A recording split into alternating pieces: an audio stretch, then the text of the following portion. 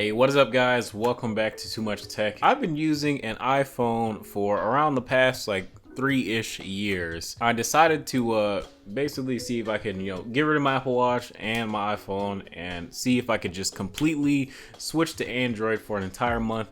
And I did. And it's not that I don't have anything against Android, because I actually really like Android. It's much better than what it used to be a few years ago. And it was really good. It was really good, honestly.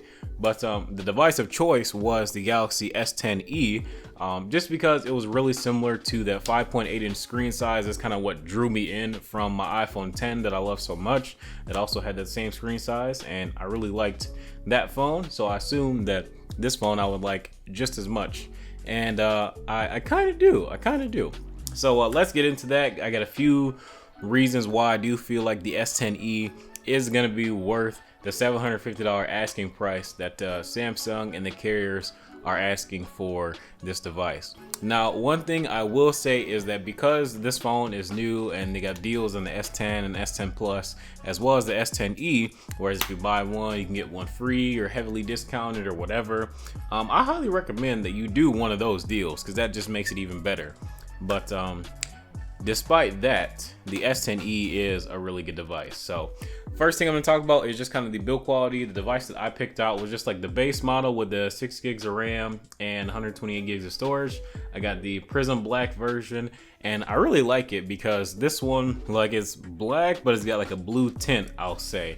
And it's pretty nice. You got the stainless steel with the double glass, so you can use wireless charging and all that stuff. USB-C, obviously, stereo speakers, as well as the headphone jack. And the headphone jack, I guess, is nice. I mean, I could probably count on one hand over the course of the last month that I've used that headphone jack, so it really didn't do much for me having it back after not using it for so long. It's like you just kind of adjust. Like, I was using my AirPods with this phone most of the time, just because they work pretty good. Like, they work just like an iPhone. You just don't get the little pop-up that flies on the screen unless you know how much battery life you got left on your AirPods. So but other than that, AirPods work fine. So if you already have AirPods and you want to use them with this device, they work well. And then as far as the display goes, you've got the 5.8-inch display with the hole punch in the screen for the front-facing camera, which I actually don't mind it. I like it a lot better than a notch, that's for sure.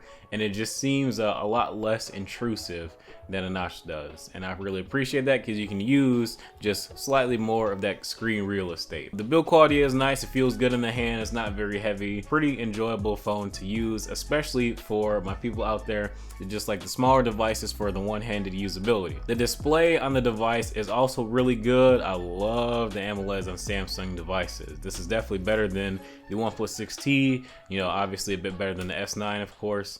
And it is a really top-notch screen.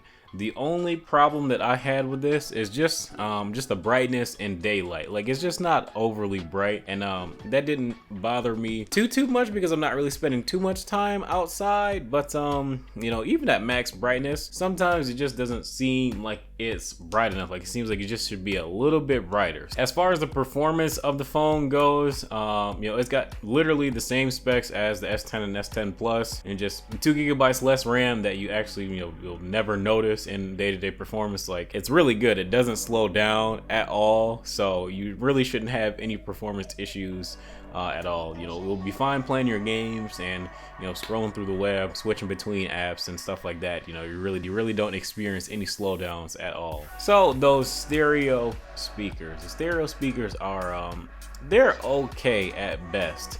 So the volume of them is just not as loud as I would like it to be. Like, I will say it's about 60% of an iPhone 10 or 10s stereo speaker volume. And to me, that's kind of not the greatest, because that encourages me to use my headphones more often, even if I don't need them. It just seemed like it was lacking a little bit in the volume department. So that's one thing that I will say. It was decent, and it sounds better than OnePlus 6T, but could have been better. The battery life is freaking really good. Like, for a small device, like, I'm not gonna say it's double the battery life of my iPhone 10, but I will say that it's about a solid 25% better.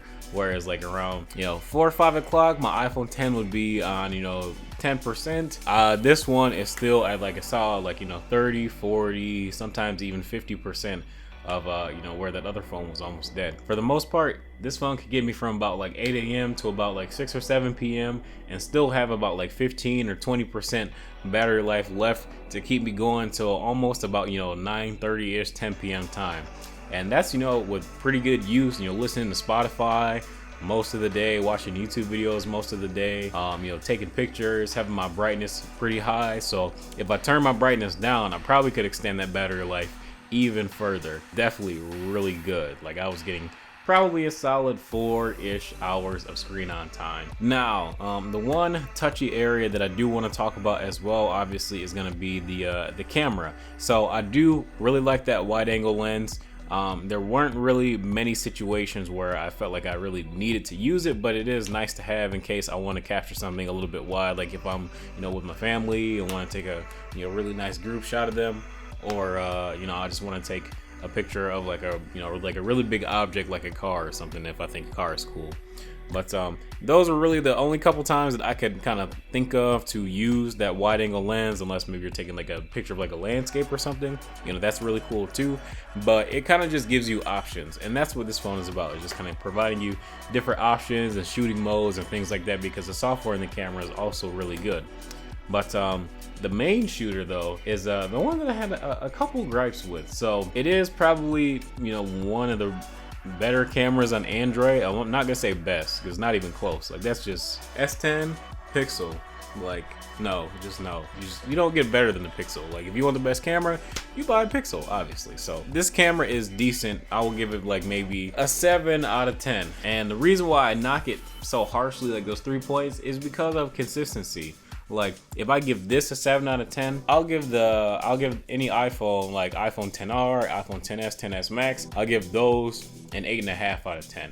Because pull your phone out, doesn't matter what the condition is, if it's, you know, perfect lighting conditions or not, they just do a much better job of bringing out those natural colors in the scene, even if you have to use the flash. Whereas on the S10, if you use flash, the picture most of the time is going to be blown out. And on top of that, like in just not ideal conditions, the pictures do look a little bit more washed out than they do on an iPhone. And that I just wasn't cool with, because then you got to go, you got to try to touch the picture in post.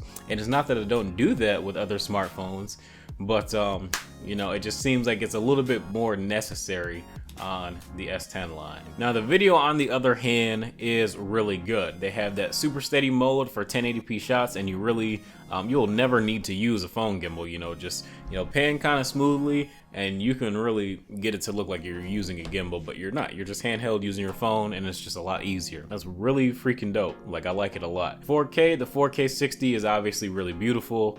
You get a lot of detail getting pulled out of the shots, and the colors and contrast look pretty good as well in that 4K video mode. So I definitely give it a pass. For video, it is definitely a tier 1. So with all that being said, this is gonna bring me to my conclusions of the S10e. Honestly, for the price range, it is probably one of the best Android devices.